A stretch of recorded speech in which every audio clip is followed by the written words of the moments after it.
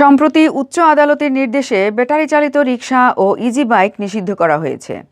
আদালতের নির্দেশনা বাস্তবায়নে সোমবার থেকে সিলেট নগরীতে অভিযানে নামার ঘোষণা দিয়েছিলেন সিলেট সিটি কর্পোরেশনের মেয়র আরিফুল হক চৌধুরী।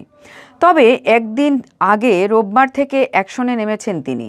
দুপুরে অভিযান চালিয়ে নগরী থেকে বেশ কয়েকটি ব্যাটারি চালিত রিকশা আটক করেন তিনি। রোববার দুপুর ১:৩০টার দিকে নগরীর সুবিধবাজারে ব্যাটারি চালিত রিকশা ও ইজি বাইকের বিরুদ্ধে অভিযানে নামেন মেয়র আরিফুল হক। এ সময় মেয়রের সঙ্গে সিসিকের সংশ্লিষ্ট বিভাগের কর্মকর্তা কর্মচারী ও সিলেট মেট্রোপলিটন পুলিশের একটি দল উপস্থিত ছিল। অভিযানকালে মেয়র আরিফ ১২টি রিকশা জব্দ করে নগর ভবনে নিয়ে আসেন। জানা যায়, নিষিদ্ধ হওয়ার পরও সিলেটে কয়েক হাজার ব্যাটারি চালিত রিকশা চলাচল করছে। বিভিন্ন পাড়া মহল্লায় চলাচল করছে ইজি বাইক।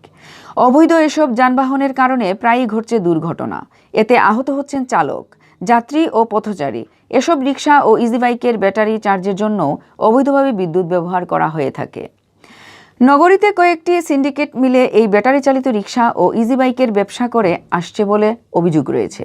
এর সাথে ক্ষমতাসীন দল আওয়ামী লীগ এবং বাম সংগঠনের কতিপয় শ্রমিক নেতারাও জড়িত আছেন বলে জানা গেছে। তাদের মদতেই মূলত সিলেটে চলে আসছে এই অবৈধ রিকশা ও ইজি বাইকের ব্যবসা। এদিকে সিসিকের অভিযান পরিচালনার ঘোষণার পর থেকেই আন্দোলনে নেমেছেন রিকশা মালিক শ্রমিকরা। এই আন্দোলনে নেতৃত্ব দিচ্ছেন বাম সংগঠনের নেতারা।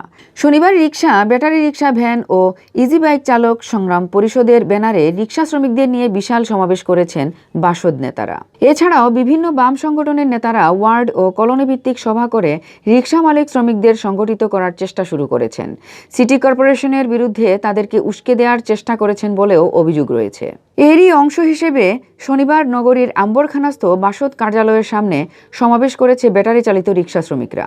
রিকশা, ব্যাটারি রিকশা, ভ্যান ও ইজি বাইক চালক সংগ্রাম পরিষদের ব্যানারে অনুষ্ঠিত সমাবেশে সভাপতিত্ব করেন সংগঠনটির মহানগর শাখার সংগঠক ও বাসদ নেতা প্রণব জ্যোতি পাল। সমাবেশে প্রধান অতিথির বক্তব্য রাখেন বাসদ সিলেটের সমন্বয়ক আবু জাফর। এদিকে কোনো আন্দোলনই সিটি কর্পোরেশনের অভিযান ব্যাহত করতে পারবে না বলে জানিয়েছেন মেয়র আরিফুল হক চৌধুরী। রোববার অভিযানকালে তিনি বলেন, ব্যাটারি চালিত রিকশা ও ইজি বাইক চলাচল বন্ধে উচ্চ আদালতের নির্দেশ রয়েছে। আদালতের নির্দেশ বাস্তবায়নে রোববার থেকে অভিযান শুরু চলবে। ব্যাটারি চালিত রিকশা ও ইজি বাইক চলাচল পুরোপুরি বন্ধ হওয়ার আগ পর্যন্ত নগরীর প্রত্যেকটি ওয়ার্ডে এমন অভিযান চলবে। এতে কেউ বাধার সৃষ্টি করলে আদালত অবমাননা করবেন। যারা প্রতিবন্ধকতা সৃষ্টি করবেন, বিশৃঙ্খলা করবেন, তাদের বিরুদ্ধে প্রশাসন আইনানুগ ব্যবস্থা নেবে। অভিযানকালে মেয়র আরিফ আরও বলেন, কোনো ব্যাটারি চালিত রিকশা ও ইজি বাইক চালক যদি সিসিক কর্মী হিসেবে ডেইলি বেসিসে কাজ করতে চান তবে তাকে সুযোগ দেওয়া হবে।